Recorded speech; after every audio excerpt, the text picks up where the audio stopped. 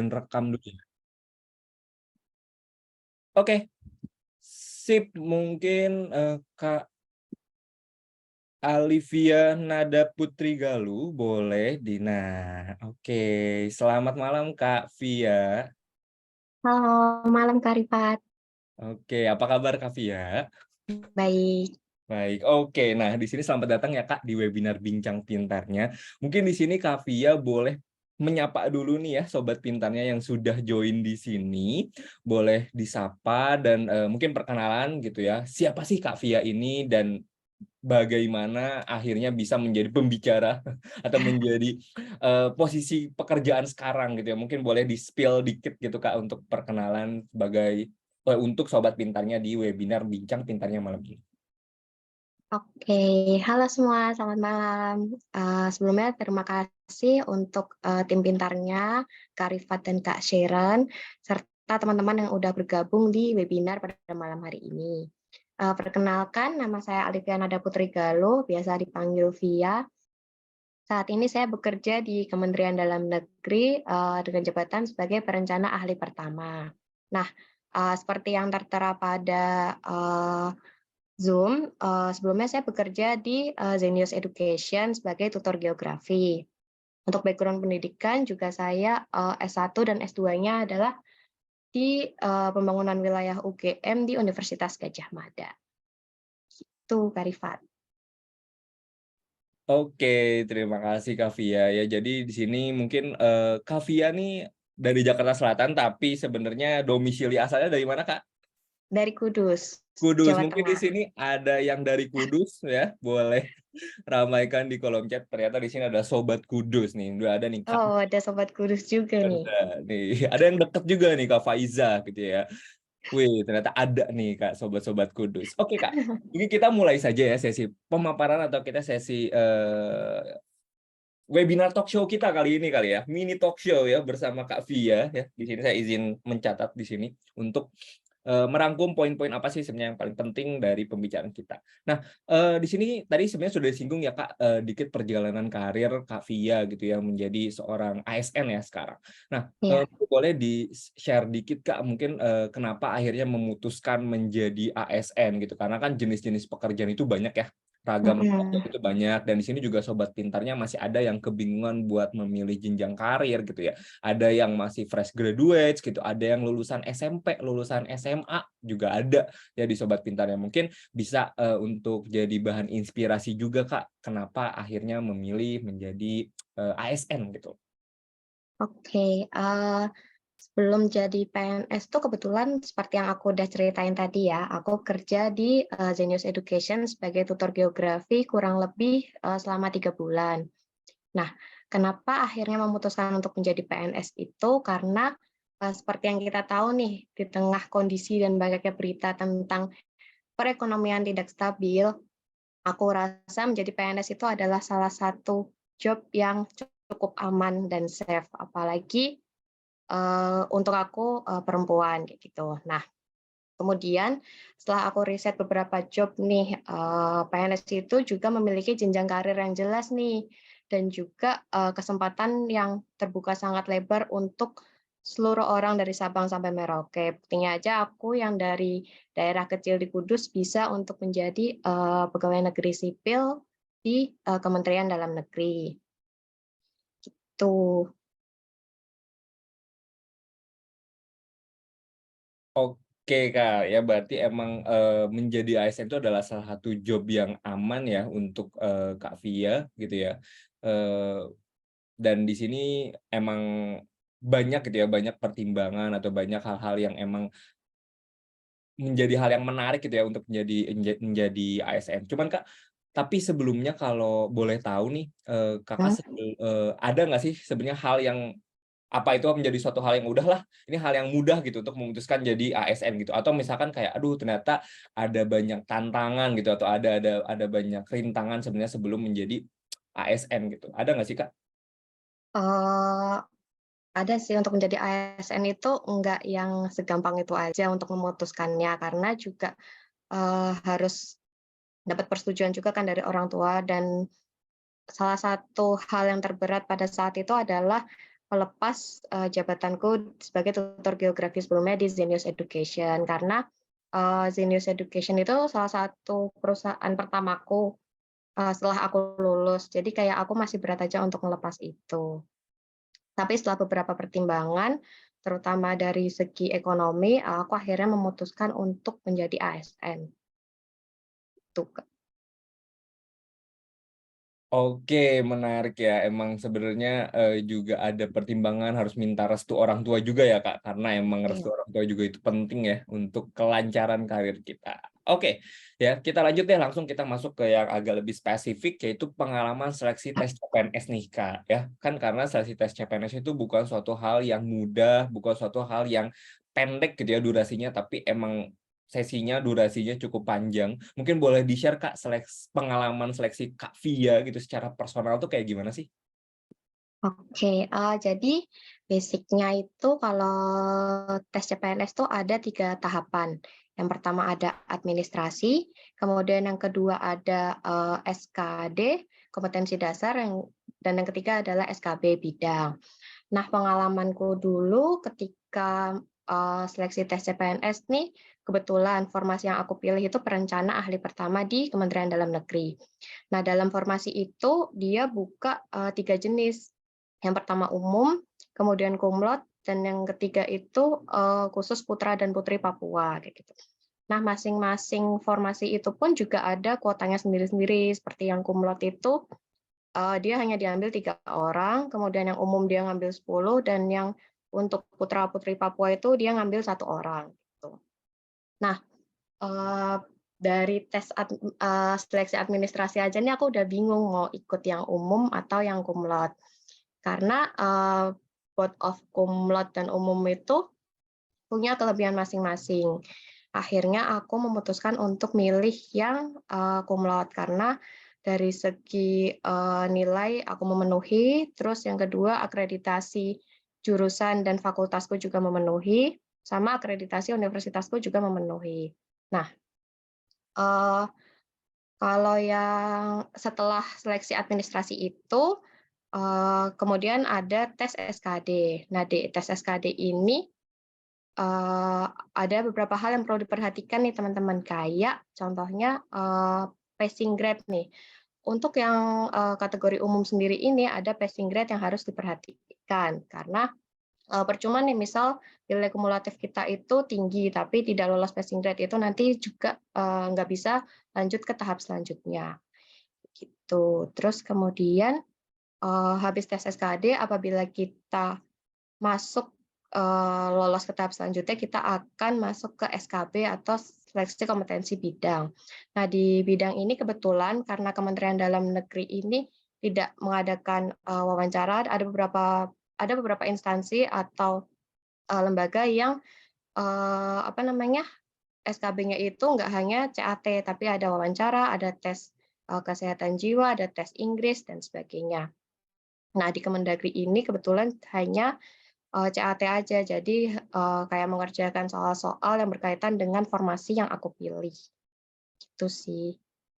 Itu, kira-kira pengalamannya. Dan, kalau seleksi CPNS ini cukup lama ya prosesnya, kurang lebih, 1 tahun sampai kita dapat NIP, gitu. Oke, oke, oke, oke. Berarti emang seleksinya panjang gitu ya. Terus juga tadi Kak Via juga harus menentukan apakah mau jalur yang cum laude atau jalur yang tidak cum laude gitu ya. Nah, terus ya Kak, kan sebenarnya ini juga kita ngebahas tentang strategi jutu lolos tes CPNS 2023. Meskipun kita sekarang belum tahu ya, ada CPNS itu dibuka tahun ini atau enggak. Tapi kan emang apa salahnya nggak sih untuk kita mempersiapkan lebih dulu ya. Kalaupun emang misalkan formasinya banyak yang nggak buka misalkan. Ya mungkin bisa untuk persiapan tahun depan. Karena kan emang persiapannya juga cukup panjang. Ada hal-hal yang harus mungkin kita pelajari gitu ya lebih dalam. Nah, kalau menurut Kakak nih ya, pengalaman seleksi tes CPNS dari seragam rangkaiannya itu, mana sih sebenarnya yang paling sulit atau yang menurut Kak Via tuh paling, "Aduh nih ribet dan kayaknya ini harus dipersiapkan lebih matang," gitu ya. Kira-kira apa tuh? Kalau misalkan ada subtesnya gitu ya, misalkan si subtesnya itu harus latihannya seperti apa sih, Kak? Oke, kalau menurut aku yang paling susah itu pada saat SKD. Karena pada saat SKD itu kan ada 3 macam, jenis soal tuh. Yang pertama TWK, wawasan kebangsaan, kemudian TIO, intelijensi umum, dan TKP tentang kepribadian kita. Nah, dari 3 jenis soal ini aja, menurutku yang paling susah itu adalah TWK karena, hafalan banget ya, dan hafalan bangetnya itu undang-undang gitu, bahkan detail sampai pasal-pasal gitu sih, Kak. Nah, ini yang perlu persiapan, mateng banget sih, Kak, karena kayak kita nggak bisa nih SKS ngafalin undang-undang sebanyak itu, pasal-pasal sebanyak itu, dalam satu malam aja tuh nggak bisa. Jadi perlu, apa namanya, persiapan yang matang banget di TWK itu. Dan untuk nilai TWK itu juga ada minimumnya sih, Kak, jadi harus benar-benar diperhatiin dan pada saat latihan tuh kita benar-benar harus, menghitung skor kita, gitu sih. Oh, berarti emang seperti ujian seleksi ya, seperti mungkin SBMPTN gitu ya, atau, Iya, betul. seleksi-seleksi masuk ujian seleksi masuk perguruan tinggi misalkan ya. Jadi, untuk Mhm. sobat pintarnya emang butuh banget buat persiapan lebih awal ya, apalagi tadi TWK ya, Kak. TWK Iya, jadi ada kita ngafalin undang-undang gitu ya, pasal gitu ya. Nah, mhm. kalau boleh di-share Kak Via ini latihan soalnya kayak gimana sih, Kak? Boleh ada tipsnya nggak sih ketika misalkan, oh ini TWK, dia kan ngafalin nih, ya udah aku harus ngafalin dari jauh-jauh hari atau aku setiap hari harus nempelin pasal-pasal mungkin di kamar atau kayak gimana, ada nggak sih, Kak, tips khusus untuk belajari TWK misalnya?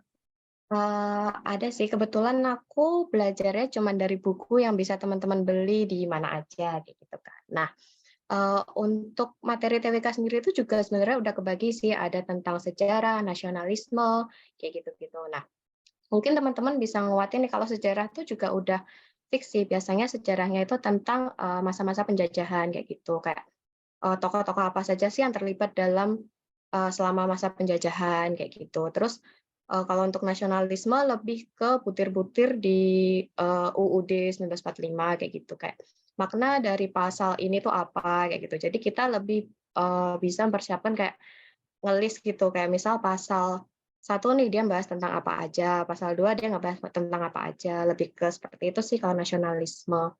Jadi sebenarnya, belajarnya bisa, kita mau nguatin di bagian mana, kalau kalian kuat tentang hafalan sejarah mungkin bisa, nguatin di bagian sejarah. Kalau kalian suka nih belajar tentang makna-makna pasal-pasal, kalian bisa nguatin di bagian nasionalisme, gitu sih, Kak. Wow, ternyata emang banyak ya yang Iya, harus dipersiapkan dan ini kalau emang pengen serius nih jadi ASN ya harus digaskin dari sekarang nggak sih, Kak? Untuk betul. persiapan ini. Oke, kita lanjut dulu ya, Kak. Untuk poin berikutnya adalah hal yang harus diperhatikan sebelum dan saat rekrutmen tes CPNS. Mungkin bisa dibahas dari sebelumnya dulu nih, Kak, apa yang perlu disiapkan, Oke. apa yang perlu diperhatikan, boleh? Oke, mungkin tadi aku udah spill dikit-dikit ya, Kak. Kalau di bagian sebelum kita yang pertama bisa, fokus untuk memilih formasi nih, tentunya pemilihan formasi itu juga harus berdasarkan dengan jurusan kita, karena biasanya mereka, para instansi baik pemerintahan pusat, daerah, itu, ngebukanya, jurusan kayak gitu. Perhatikan juga, nomenklatur jurusan, kadang ada beberapa nomenklatur jurusan yang mirip-mirip gitu dan ada beberapa instansi yang nggak mau nerima. Contohnya kayak aku itu, pembangunan wilayah, mungkin teman-teman taunya perencanaan wilayah kota kali ya.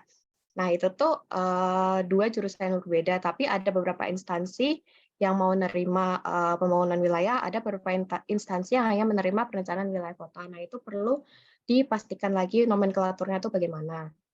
Kemudian, selain jurusan itu juga kita bisa milih, formasi yang ingin kita masuki. Tadi kan aku bilang ada 3 jenis formasi nih, kumlot, umum, dan putra atau putri Papua.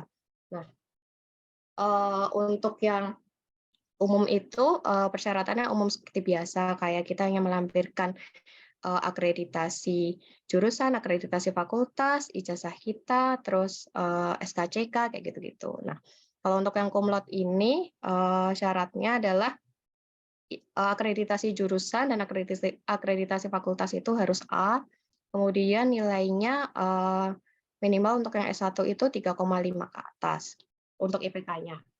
Nah, ada kelebihannya juga nih antara yang cum laude dan umum. Kalau yang cum laude itu udah pasti ya, nanti saingan kalian itu hanya orang-orang yang bisa masuk, ke kategori cum laude itu, kan nggak semua orang bisa masuk ke kategori cum laude itu kan. Jadi saingan kalian itu jauh lebih sedikit, tapi biasanya untuk kuota penerimaan yang cum laude itu lebih sedikit daripada yang umum. Kayak contohnya tadi di formasi aku nih, yang cum laude itu hanya buka 3 kuota, sedangkan yang umum itu 10. Kalau dilihat dari kesempatan probabilitas kan lebih gede yang umum ya. Nah, jadi itu kalian harus benar-benar pikirin dulu nih, kalian mau ngambil, yang cum laude atau yang umum. Terus, yang kedua nih, yang nggak kalah penting survei instansi. Jangan kayak, mana aja deh yang penting jadi PNS," kayak gitu, nggak bisa kayak gitu. Soalnya nanti takutnya tengah-tengah nyesel terus resign. Nah, itu kan nanti yang rugi kita sendiri kan. Karena, setelah jadi PNS ini kontraknya nggak main-main sih, 10 tahun. Jadi kalian selama 10 tahun itu nggak bisa resign gitu aja. Terus, perbanyak latihan soal sih yang kayak aku tadi bilang, perhatikan passing grade karena ada beberapa nilai ambang batas yang harus kalian penuhi. Contohnya di SKD umum nih, kayak nilai TWK-nya minimal 65, TIU-nya minimal 80, tes kepribadiannya minimal 166, kayak gitu. Jadi harus memperhatikan itu. Dan ada beberapa formasi yang punya nilai ambang batas sendiri, itu kalian juga bisa survei dulu di instansi atau formasi yang ingin kalian masukin. Itu tips and trick yang sebelumnya. Nah, kalau pada saat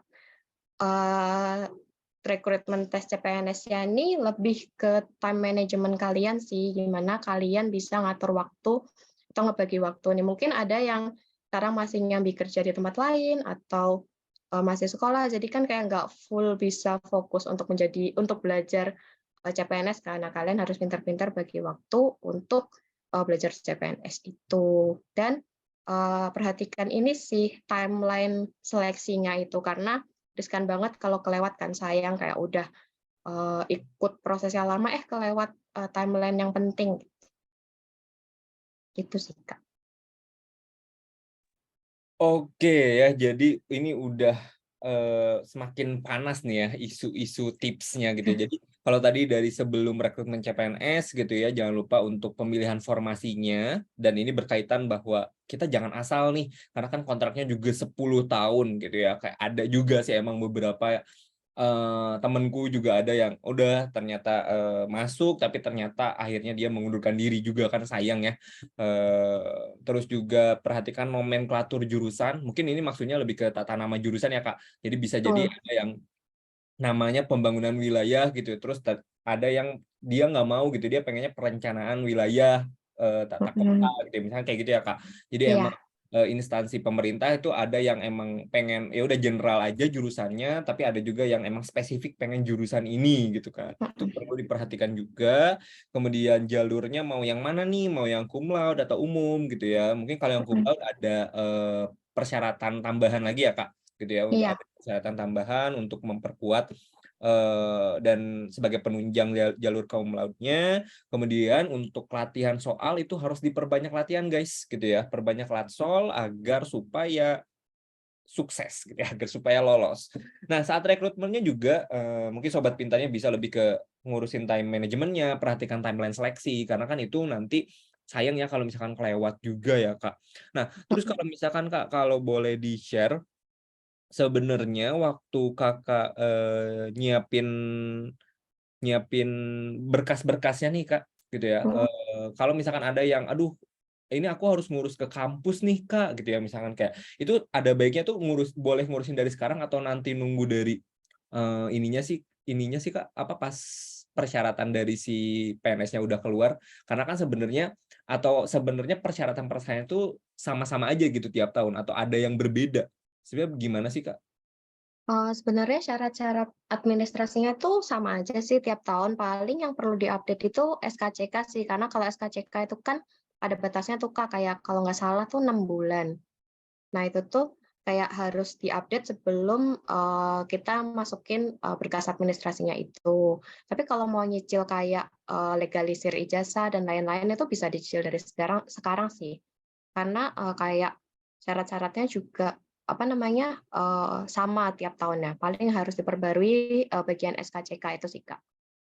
Oke, ya berarti tuh SKCK tuh bisa bisa nanti ya, bisa nanti. Sebenarnya kalau yang dicicil tuh Heeh, seperti kayak akreditasi, mungkin ya ijazah gitu kan ya, mhm, untuk ngelegalisir yang mungkin berkas-berkas perkuliahan yang mungkin kampusnya jauh gitu ya, yang kampusnya mhm, heeh, gitu ya, dari tempat tinggal mungkin boleh diurus atau dicicil dari sekarang. Lumayan kan ya, ya, itu kalau betul. sekarang. Oke ya, nah ini kita, sempat-sempat agak menyinggung ya di poin sebelumnya, cuman mungkin Mhm. boleh di-spill lagi nih Kak, di-share lagi kesalahan yang sering dilakukan peserta tes CPNS saat periode CPNS berlangsung. Boleh Kak? Oke, yang paling sering nih ya, kayak, yang dilakuin teman-temanku, mereka nggak memperhatikan detail, syarat-syarat administrasinya. Jadi mereka udah gagal dari administrasi di awal, karena ada beberapa syarat administrasi itu yang agak menjebak nih, Kak. Kayak contohnya, eee, syaratnya itu kan ada akreditasi jurusan dan fakultas. Orang-orang beranggapan itu, akreditasi yang diperlukan itu akreditasi terbaru, padahal yang harus dilampirkan itu adalah akreditasi pada saat kita lulus. Jadi misal aku lulus tahun 2015 nih, berarti aku harus ngelampirin akreditasi fakultas dan jurusanku pada tahun 2015. Padahal misal dulu pas tahunku lulus tuh B, sekarang A. Nah, kita nggak bisa ngelampirin yang terbaru itu, karena yang dilihat adalah pada saat kita lulus, kayak gitu. Nah, teman-temanku tuh banyak gagal di situ. Jadi pada saat administrasi dinyatakan tidak lolos karena alasannya itu akreditasi tidak sesuai dengan tahun lulus, itu yang paling, sering gagalnya. Terus, perhatikan juga ketentuan upload foto, karena ada beberapa yang upload fotonya tuh nggak sesuai ketentuan, kayak background-nya nggak sama warnanya, atau pakaiannya nggak yang putih, berdasi hitam gitu, nggak formal, kayak gitu. Jadi harus perhatikan hal-hal detail gitu. Mungkin kelihatannya sepele, tapi kalau kita gugur di bagian seleksi administrasi aja kan kita udah nggak bisa ikut tes ke belakangnya kan. Itu di tahap awal. Kemudian, tadi, untuk, penamaan jurusan itu juga harus diperhatikan karena, kayak, apa namanya, teman-temanku juga banyak yang gagal di bagian situ. Kayak yang dicari tuh, misal geologi, tapi temanku ini teknik geologi. Nah, dia tuh nggak bisa daftar di geologi itu karena yang dicari instansi itu, dari jurusan geologi umum. Jadi perlu, eee, penamaan dan nomenklatur yang jelas, di jurusan itu perlu diperhatikan, kayak gitu. Terus ini kesalahannya yang tadi kayak, nggak survei dulu nih instansi yang dipilih tuh gimana, kayak mungkin dari tunjangannya, gajinya, atau budaya kerjanya gimana, karena nanti kan kalau udah masuk tuh, kita nggak bisa keluar kan, nggak bisa keluar segampang itu. Nggak kayak kalau kita mau resign di perusahaan lain yang mungkin gampang gitu, kalau PNS tuh nggak segampang itu, kayak gitu. Terus, mungkin kalau pada saat tes itu yang kesalahan yang sering dilakukan itu, eee, pada saat pengerjaan fokus ke soal-soal yang sulit gitu. Jadi kita kehabisan waktu untuk mengerjakan soal-soal lainnya. Padahal kan kalau di CPNS tuh kalau bisa semua soalnya itu terisi karena nggak ada jawaban yang salah kan. Maksudnya nggak ada pengurangan nilai gitu. Nggak kayak SBMPTN yang ada pengurangan nilai gitu. Kalau di CPNS tuh kalau bisa keisi semua karena siapa tahu jawaban kita yang walaupun ngasal itu tuh, bener gitu. Itu sih, Kak.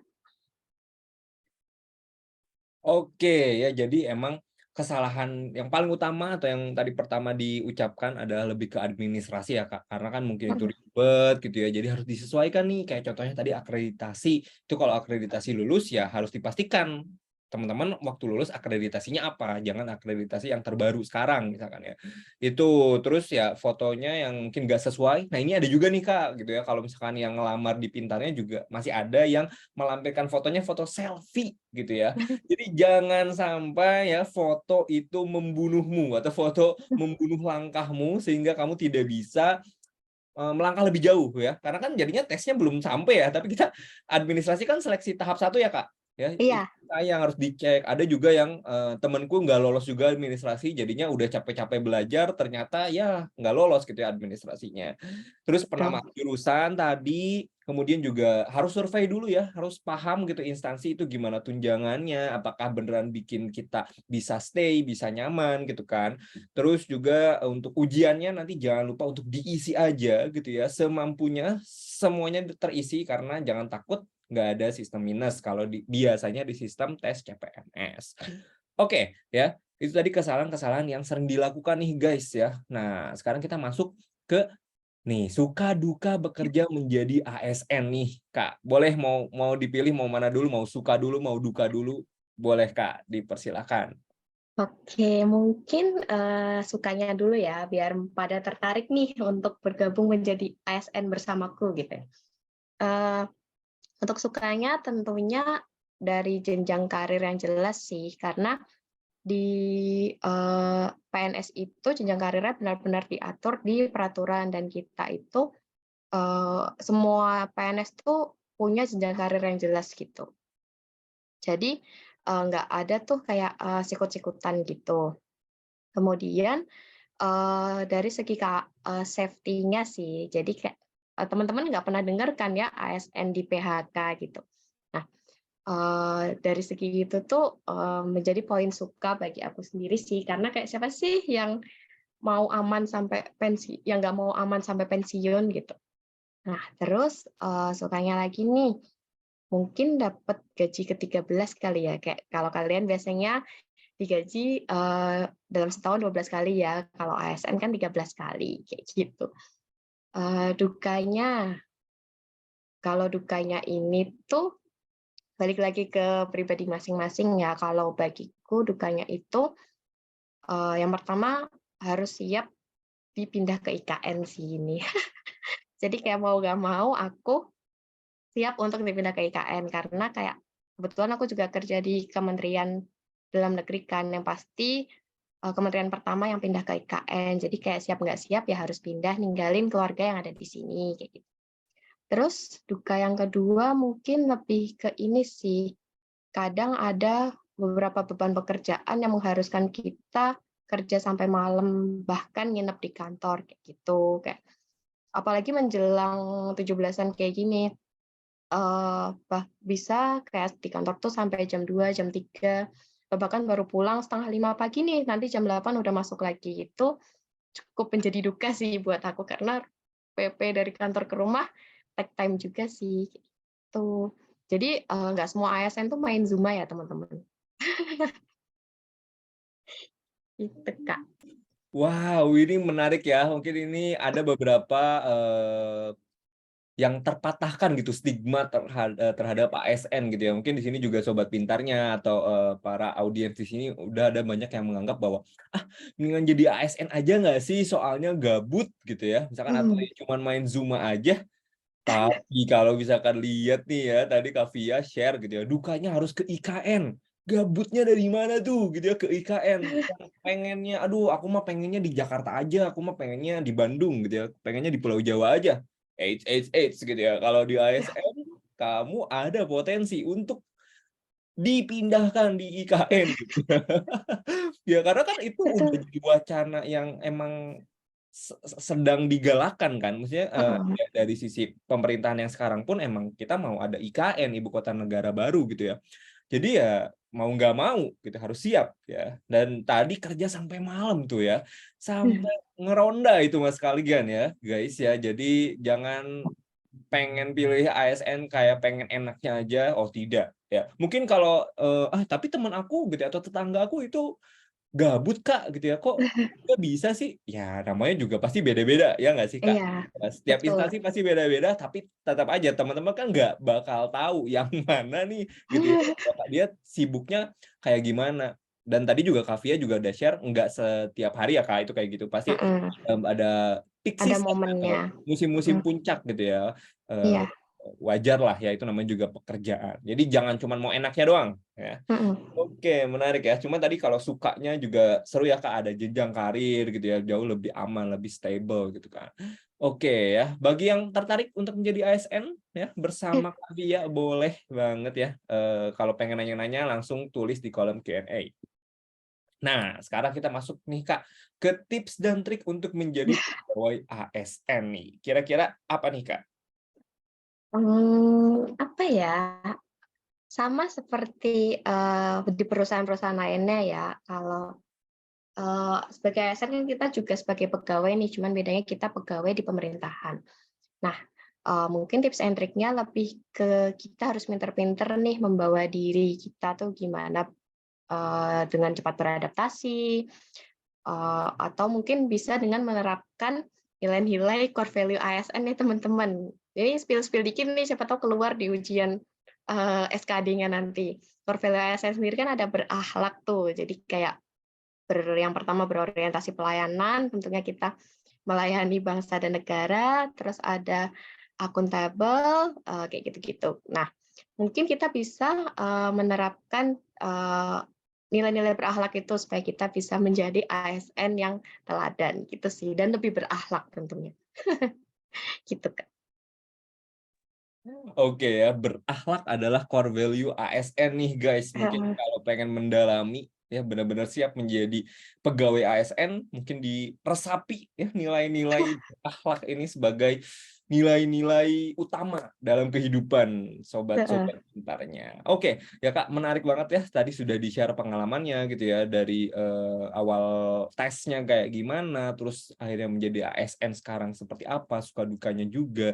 Nah, sekarang kita masuk ke, sesi Q&A nih, Kak. Ya, kita ada beberapa pertanyaan nih dari sobat pintarnya gitu, ini udah cukup banyak lah ya untuk bisa kita jawab di, sesi kali ini. Bagi yang masih pengen nanya boleh langsung tulis aja di kolom Q&A ya, guys. Oke ya, kita langsung masuk ke pertanyaan pertama nih, Kak, dari mhm, Kak Widya Nurhasanah nih, aku bacain ya, Kak. Nah, oke, eee Kak, bagaimana sih sebenarnya memilih dan membagi materi CPNS dalam waktu yang singkat? Mungkin ini maksudnya belajar materinya kayak gimana sih dalam waktu yang mhm. singkat. Nah, strategi personal apa yang Kakak lakukan dalam menjawab masing-masing soal TIU, TWK, sama TKP? Oke, Oke. boleh. Ini langsung dijawab atau gimana, Kak? Langsung dijawab aja. Oke, tips and trikku kalau pas dulu itu karena aku jujur lemah di hafalan, jadi aku lebih nguatin di TIU dan TKP. Kalau yang TIU itu, contoh soalnya itu kayak matematika dasar gitu teman-teman. Jadi kayak, eee, tes kalau kalian pernah tes psikotes dan ada materi matematikanya, nah kayak gitu TIU. Terus ada juga beberapa yang, kayak psikotes gambar gitu, kayak pola gambar kayak gitu. Jadi aku lebih nguatin ke TIU dan TKP. Kalau TKP itu psikotes yang lebih ke kepribadian kita, kayak misal ada satu kasus nih, apa namanya, ketika kita menjabat jadi kepala bagian nih, hal apa yang harus dilakukan ketika ada masalah kayak gitu. Nah, jadi itu lebih ke menilai bagaimana kepribadian kita ketika dihadapkan dalam satu masalah. Kalau kayak gitu tips and triknya pilih yang bagus aja sih dan mengutamakan orang lain daripada mengutamakan diri sendiri, kayak gitu. Tips menjawab soal TKP nih, kalau yang TIUP perbanyak, soal-soal psikotes yang matematika dasar gitu dan pola gambar. Kalau untuk TWK sendiri, kayak yang aku bilang tadi ya, kalau kalian lebih ngerasa kuat dan familiar dengan pasal-pasal daripada sejarah Indonesia, mungkin kalian bisa nguatin di nasionalisme. Tapi kalau kalian lebih suka sejarah Indonesia nih, kalian bisa, nguatin di bagian sejarah, kayak gitu. Itu sih. Tapi kalau personally aku dulu lebih nguatin ke TIU dan TKP-nya. Jadi nilai TIU dan TKP-ku cukup tinggi dibandingkan dengan TWK-nya, tuh. Oke, berarti emang kuncinya adalah pahami diri sendiri dulu ya, Kak. Jadi apa Mhm, sih sebenarnya yang kuatnya gitu ya. Tadi Kak Via udah, mhm. ya aku kuatnya di sini nih ya dan aku lemahnya di sini. Bukan berarti kalau lemah ya udah ditinggalin, tapi Oh kan ya, tetap diusahakan gitu ya, tapi mhm, diatur strateginya ya, Kak. Sedemikian mhm, rupa. Oke ya. Ini pertanyaan berikutnya ya, Kak, mhm. dari Ahmad Andiansyah gitu ya. Nah, ini mungkin sebenarnya lebih ke tips pribadi aja ya, bukan tips secara umum gitu ya. Ini ditanya, Kak, tips memilih formasi untuk pelamar CPNS kalau misalkan nilai rata-rata SKD-nya sedang-sedang aja gitu ya. Apakah sebaiknya memilih di formasi daerah atau tetap ke umum gitu ya, yang ke pusat? Boleh, Kak? Oh, oke. Eee, Balik lagi ke ini sih, eee, sebenarnya tuh nggak ada bedanya mau pusat apa daerah, karena soalnya pun nanti juga bakalannya sama gitu loh. Kalau untuk yang SKD ya, SKD itu semuanya semua formasi, mau kamu ngambil di daerah, mau ngambil di pusat, mau kamu ngambil jurusan apapun, semuanya itu sama kalau yang SKD. Jadi, sebenarnya daripada fokus memilih formasi mungkin sekarang nih mumpung belum mulai nih CPNS-nya, kalian bisa ngegenjot di nilai-nilai di apa namanya, di nilai SKD kalian dengan berbanyak latihan soal atau ikut tryout-tryout, CPNS tuh kan juga nanti cukup banyak kan menjelang CPNS tuh biasanya cukup banyak tryout-tryout. Nah, ikutin aja itu untuk menilai SKD kalian. Tapi balik lagi tadi, kalian harus survei dulu nih, apa namanya, instansi yang kalian pengen tuju, kayak gitu. Kayak aku nggak bisa bilang pusat lebih baik dari daerah atau daerah lebih baik dari pusat, karena kayak masing-masing instansi itu punya kelebihan dan kelemahan kan. Jadi kalian harus survei sendiri dulu mana nih dari segi mungkin gaji dan tunjangan yang cocok. Karena kayak, instansi daerah maupun pusat tuh juga sama-sama nge-share gaji dan tunjangan mereka sih, jadi kalian bisa searching dulu. Terus yang kedua juga gimana budaya kerjanya, mungkin kalian bisa tanya teman-teman kalian yang kerja di pusat gimana, yang kerja di daerah gimana. Karena kan balik lagi nih ke kita sendiri. Kalau aku personally kenapa dulu milih yang pusat, yang pertama karena aku pengen kerja di Jakarta. Jadi aku milihnya, di kementerian kayak gitu. Terus yang kedua karena dulu aku sebelumnya udah kerja di Zenius itu yang kebetulan kantornya juga di Jakarta, jadi aku lebih milih yang kayak, ya udahlah sekalian aja, udah sebelumnya kerja di Jakarta, jadi lanjut aja kerja di Jakarta, kayak gitu sih. Jadi balik ke masing-masing kita dulu, sreknya gimana. Nah, gimana cara nentuin, sreg kita bagaimana ya dengan melakukan survei gitu. Kan kalau dengan survei nanti kita punya banyak pertimbangan gitu, Kak. Betul ya, jadi jangan patah semangat dulu kayak, "Aduh nih nanti nilai SKD aku biasa aja." Belajar Mhm, dulu aja gitu ya. Kalau misalkan emang nanti hasilnya kurang begitu memuaskan, coba disurvei dulu kira-kira mana nih, yang cocok gitu ya, sesuai dengan, tunjangannya juga gitu ya, dengan mungkin nanti kondisinya juga gitu kan. Akan sangat-sangat tergantung ya guys, cuman kalau tips tadi, tips pribadi dari Kak Via gitu ya, sama-sama aja mau pusat mau daerah gitu ya, yang penting teman-teman survei dulu, cocok atau enggaknya gitu ya, dengan ya meskipun kita nggak akan pernah tahu ya Kak, sepenuhnya tuh akan seperti mhm, apa gitu ya, di pusat atau di betul. daerah atau di kementerian apapun kan kita nggak akan pernah tahu 100%. Mhm, Tapi mhm, setidaknya kita udah berusaha tahu lah ya, misalkan dari segi tunjangannya, karena biasanya juga mereka nge-share ya Kak, gitu ya. iya, Nge-share gitu ya, terus juga dari segi mungkin job desk-nya harus dilihat, sekiranya bakal ngerjain apa. mhm, betul. Oke. Nah, selanjutnya Kak, pertanyaan dari Kak Bintang. Ya, ini sebenarnya simpel. Bagaimana Kak cara mengatasi tekanan dan stres selama proses seleksi CPNS yang panjang ini gitu ya? Boleh Kak di-share. Oke, jadi, kalau dari aku sendiri, karena dulu pas seleksi CPNS aku juga masih kerja nih, jadi pressure-nya double-double nih. Yang pertama, pressure dari kerjaan, terus yang kedua pressure harus lolos CPNS ini. Nah, kalau cara aku ngilangin stres itu gimana, aku biasanya suka me time sih. Me time-nya bisa dengan aku jalan-jalan sendiri keluar atau dengan aku nonton film kayak gitu. Pokoknya aku doing something yang bisa, bikin aku happy kayak gitu. Nah, terus gimana supaya aku, selama 1 minggu itu bisa, apa namanya, enggak yang stres terlalu itu gimana, dengan menyelesaikan tanggung jawabku di kerjaanku sebelumnya, di weekday. Jadi weekend-ku itu fokus ke CPNS dan weekday-ku hanya fokus ke kerjaan kayak gitu. Jadi aku lebih ngerasa bisa ngendaliin stresku sih dengan kayak gitu. Wow, ya ternyata Kak Via sangat-sangat sistematis ya guys ya. Jadi bisa membagi bagaimana weekdays dan bagaimana weekend-nya gitu ya. Jadi ada yang dikorbankan nih, akhir Mhm, pekannya dikhususkan untuk si persiapan CPNS ini. betul. Oke, kita lanjut ke pertanyaan Kak Rifki ya. Kak, tips untuk fresh graduate yang benar-benar first time daftar CPNS. Mungkin maksudnya di sini apakah fresh grade ada tips khusus nggak buat daftar CPNS gitu ya? Mhm. Satu, terus kedua, apakah peluang CPNS yang lulusan S1 itu peluangnya lebih besar atau yang S2 malah peluangnya yang lebih besar? Itu gimana ya, Kak? Hmm, Nah, ini mungkin cocok ya, karena kan Kak Via juga S2, ada S1 juga gitu, Kak. Mungkin boleh oke. Kak di-share? Oke, nah untuk yang fresh graduate maupun nggak fresh graduate itu sebenarnya kesempatannya itu sama besar. Kalau teman-teman tahu aku juga ini, pertama kali nyoba tes CPNS dan alhamdulillahnya lolos dan kebetulan aku juga fresh graduate pada saat itu. Jadi, sebenarnya kesempatannya itu sama-sama besar dan sama-sama, punya kesempatan yang sama gitu loh, mau orang pertama kali nyoba atau orang udah 10 kali nyoba itu kesempatannya sama gitu. Paling membedakan hanya yang 10 kali itu mereka udah punya jam terbang tinggi nih, mereka udah tahu tipe soalnya kayak gimana. Nah, untuk, mengakalinya supaya kita bisa ngimbangin orang yang udah 10 kali tes ini, ya kita bisa dengan perbanyak latihan soal, kayak nggak cukup satu buku aja nih, mungkin kita bisa 10 buku biar sama kayak dia, kayak mereka, kayak gitu.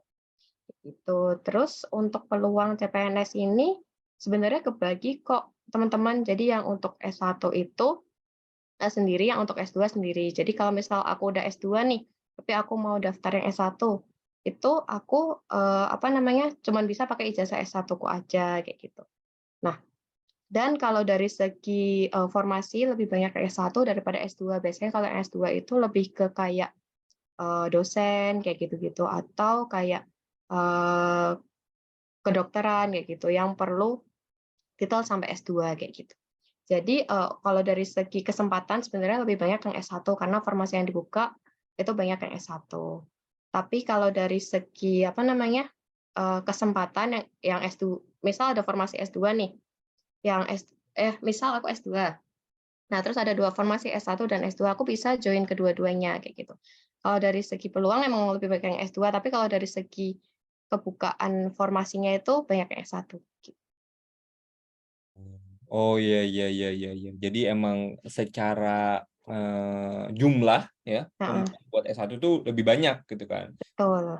Betul, lebih banyak. Jadi itu akan sangat tergantung ya, guys, itu boleh dipertimbangkan saja gitu ya. Dan jangan takut tadi Kak Rifki sebagai fresh graduate gitu ya. Ya udah, fresh graduate bisa banget untuk join atau untuk ikutan nyoba si tes CPNS. Ini terbuka ya untuk S1 fresh graduate. Oke.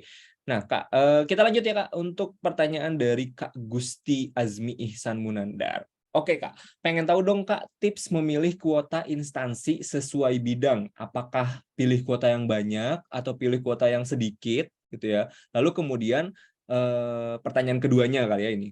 Pengerjaannya lebih diutamain yang mana dulu ya Kak untuk tes SKD? Apakah TIU dulu, TWK dulu, TKP dulu? Boleh Kak untuk Oke. dua pertanyaan tadi dari Kak Gusti. Oke, pertanyaan yang pertama dulu kali ya.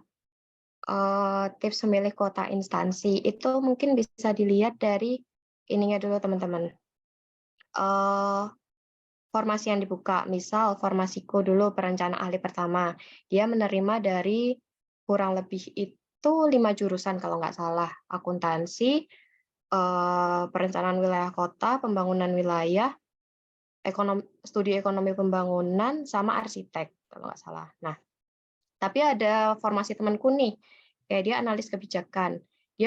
Mereka ngebuka untuk 10 jurusan kayak gitu. Nah, kalau dari segi jumlah jurusan aja tuh kan udah, peluangnya lebih gede yang 5 tadi kan, karena dia lebih sedikit jurusannya kayak gitu. Mungkin kalian yang pertama bisa ngelihat dari segi itunya. Terus yang kedua dari jumlah, formasinya teman-teman. Kayak, yang formasiku dia ngebuka buat total 13, formasi kayak gitu. Ada beberapa instansi yang cuman buka, untuk 2 aja kayak gitu. Nah, better lebih milih yang, lebih banyak karena kayak kesempatan kita juga lebih besar, gitu. Terus kalau untuk yang kedua, mana tadi? Tips pengerjaannya lebih diutamain yang mana? Kayak yang aku bilang tadi sebelumnya, pahami dulu kemampuan kalian. Kalian kuatnya di mana, TWK, TIU, atau, TKP. Nah, kalau aku dulu karena aku suka, matematika dasar, jadi aku ngerjain duluannya yang TIU, yang TWK-nya aku skip dulu, karena itu hafalan banget ya, aku nggak pengen, eee, udah pusing hafalan nih, terus nanti matematikanya aku jadi nggak konsen, kayak gitu, aku nggak mau. Jadi aku pas pada saat SKD aku fokus ke TIU dulu, kemudian aku balik ke TWK, baru aku ngerjain yang TKP. gitu sih, Kak.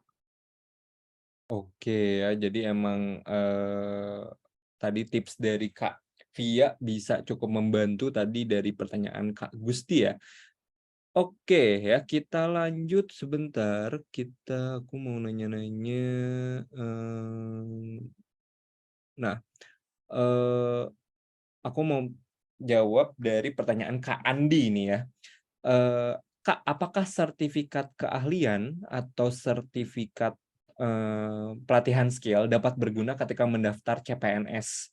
Khususnya sertifikat yang linear dengan jurusan atau pekerjaan yang akan kita lamar, ya. Mungkin ini, pertanyaan cukup general ya, bisa jadi tiap instansi beda-beda ya, Kak Andi. Jadi mungkin ini Kak Via bisa jadi jawabannya terbatas nih. Ya kalau Mhm. bermanfaat dan mendukung bisa kita apply waktu daftar CPNS, dan mungkin tadi tidak dengar Kakaknya daftar CPNS dulu waktu lulus S1 atau setelah lulus S2. Oke, boleh Kak. Jadi intinya Oke. apakah sertifikat keahlian itu berguna atau tidak untuk daftar CPNS? Eee, ada beberapa instansi yang emang mengharuskan, ada sertifikat keahlian, kayak guru, kayak gitu tuh perlu sertifikat keahlian. Tapi kalau dulu pas, formasiku itu enggak mewajibkan ada sertifikat keahlian, karena formasiku juga enggak memerlukan kayak keahlian gitu. Tapi kalau misalnya biasanya ada beberapa instansi yang pada saat seleksi administrasi itu menyatakan butuh, formasi yang punya keahlian ini. Nah, itu harus dilampirkan dengan sertifikat keahlian, kayak gitu. Jadi, balik lagi ke instansi masing-masingnya, apakah mereka meminta sertifikat itu atau tidak, kayak gitu. Kalau enggak, biasanya nggak begitu dilihat sih, tapi kalau misal, mereka mensyaratkan itu, otomatis mereka akan melihat sertifikat keahlian itu, kayak gitu. Terus tadi, kalau aku dulu daftarnya waktu lulus S1. Jadi aku masih pakai formasi yang S1, kayak gitu. Oke oke, sip. Terima kasih. Kita lanjut nih, pertanyaannya cukup singkat nih dari Kak Puput. Kak, apakah untuk masuk PNS ada pembayaran dari awal sampai akhir rekrutmen? Gitu, Nggak dan ada sama sekali. nggak ada ya, Kak? Oke. Heeh, full gratis. Full gratis ya, jadi jangan Heeh. khawatir ya. Kalau ada pembayaran itu berarti penipuan ya, Kak. Itu bukan Bisa dilaporkan di sini. CPNS, bisa dilaporkan. Dan pada saat itu tesnya Kakak itu secara online apa offline ya, Kak? Dulu offline, full offline sih. Jadi kita nanti bisa milih lokasi mau tes di mana, biasanya di kota-kota besar sih kayak Jakarta, Bandung, Jogja, Semarang, Surabaya, kayak gitu. Oke, ya. Nah, ini mungkin karena sudah waktu menunjukkan 19.58, kita jawab satu pertanyaan lagi kali ya, Kak. Pertanyaan Boleh? terakhir, eee, mana ya, saya jawab-jawab dulu,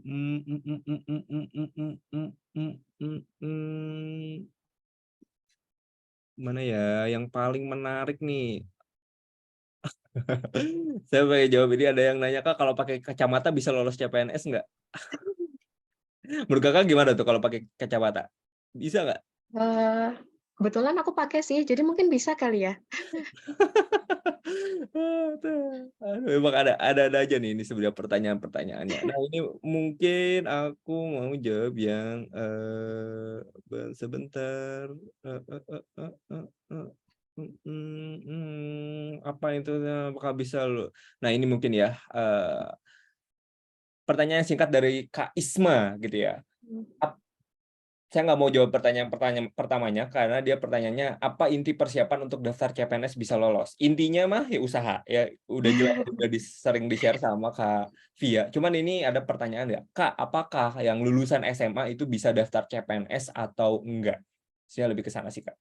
Oke, bisa banget. Banyak, formasi PNS yang ngebuka untuk lulusan SMA. Kalian bisa filter itu di nanti laman pendaftaran, PNS-nya di SSC, ASN, BKN itu nanti kalian bisa pilih, kalian kalian lulusan apa, misal SMA nih, kalian pilih SMA, nanti kalian bisa ngeliat tuh, instansi mana aja yang menerima lulusan SMA. Jadi, eee, yang lulusan SMA juga punya kesempatan yang sama, tapi perhatikan juga syarat-syarat, di instansi tersebut, gitu, Kak.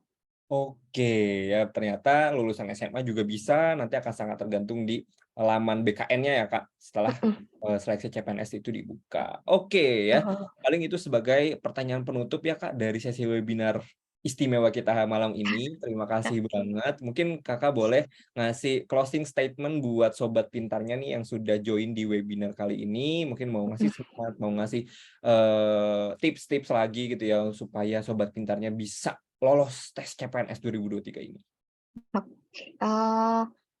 Mungkin ini aja sih, nggak perlu takut-takut banget, nggak perlu insecure-insecure banget, kayak, "Duh, saingan PNS banyak nih, pasti aku nggak lolos." Nggak perlu mikir kayak gitu dulu, yang penting, persiapan kita tuh gimana, kayak, kan ini belum jelas nih bukanya kapan, jadi selagi masih ada waktu perbanyak latihan soal, mungkin nggak cukup nih ngabisin 1 buku, mungkin 2 sampai 3 buku, biar nanti mantap pada saat, tes CPNS. Jadi pesan dari aku, kayak persiapin dulu matang-matang, benar-benar matang-matang, jadi biar kalian, nggak punya rasa insecure sedikit pun. Jadi daripada fokus ke insecure-an kita, lebih baik fokus ke apa yang ada di depan. Mantap ya, jadi sangat-sangat mencerahkan ya dari pemaparan dan motivasi Kak Via malam ini. Mungkin Kak boleh izin kita dokumentasiin dulu ya Kak, kita Oke, foto dulu boleh. sebentar, ya meskipun tidak bisa dengan para sobat pintarnya, tapi setidaknya dengan moderator ya Kak. Oke, boleh ya, siap? Satu, Oke, 2, 3. Sekali lagi ya Kak, satu, oke. 2, bentar, 1, 2, 3. Oke, sip. Terima kasih Kak Via, boleh Kak, Ya, ya mungkin say bye buat sobat pintarnya yang di sini oke. dan semoga ilmunya bermanfaat ya guys untuk sobat-sobat pintarnya. Terima kasih Kak Via. Terima kasih semua, terima kasih Kak Rifat, terima kasih pintarnya. Oke, terima kasih Kak. Nah, ya sudah selesai sesi pemaparan kita malam ini.